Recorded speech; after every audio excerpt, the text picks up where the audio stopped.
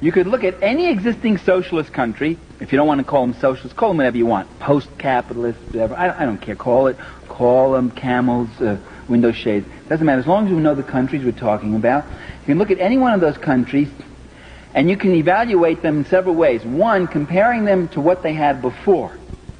And that, to me, is what's very compelling. That's what's so compelling about Cuba, for instance. When I was in Cuba, I was up in the Escambray, which is like the Appalachia of Cuba, very rugged mountains, the people, very poor they were. And I said to this campesino, I said, "Do you like Fidel?" And he says, "Sí, sí, with all our souls." I remember his gesture, "with all our souls." I said, "Why?" And he pointed to this clinic right up there on the hill, which we had visited. He said, "Look at that." He said, "Before the revolution, we never saw a doctor. If someone was seriously ill, it would take 20 people to carry that person, because you'd go day and night. It would take 2 days to get to the hospital.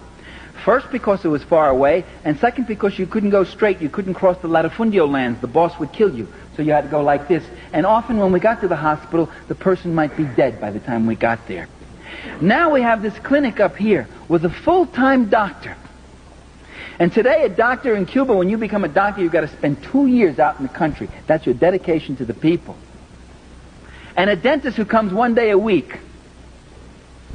And for more serious things, we're not more than 20 minutes away from a larger hospital. That's in the Escambray. He said, "That's freedom. We're freer today. We have more life." And I talked to a guy in Havana who says to me, "Before, all I used to see here in Havana, you call this drab and dull. We see it as a cleaner city. It's true, you got the paint is peeling off the walls, but you don't see kids begging in the streets anymore, and you don't see prostitutes. All we used to have was prostitutes. Prostitution used to be one of the biggest industries. And today, this man is going to night school." He said, I can read. Do you know what it means to be able to read? Do you know what it means to be able not to read? I remember when I gave my book to my father, I dedicated a book of mine, Power and the Powerless, to my father. I said, "To my father with my love." Gave him a copy of the book. He opened it up, looked at that. He'd only gone to the 7th grade. He was a son of an immigrant, a working-class Italian. And he opens the book, and he starts looking through it, and he gets misty-eyed, very misty-eyed.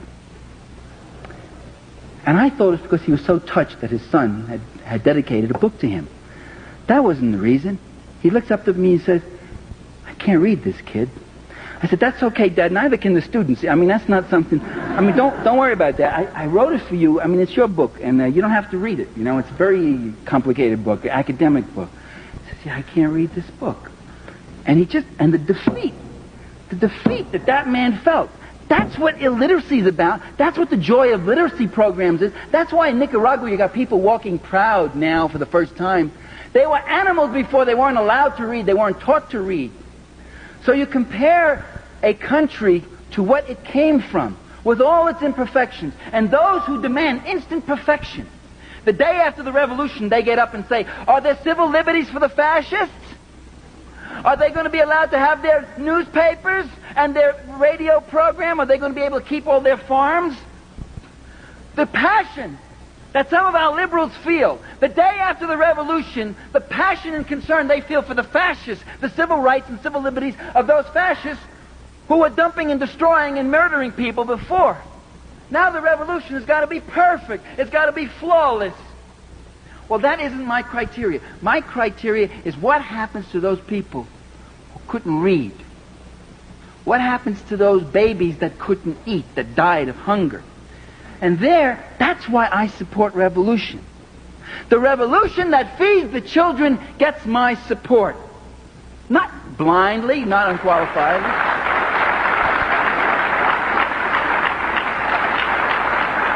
And the Reaganite government that tries to stop that kind of process, that tries to keep those people in poverty and illiteracy and hunger, that gets my undiluted animosity and opposition.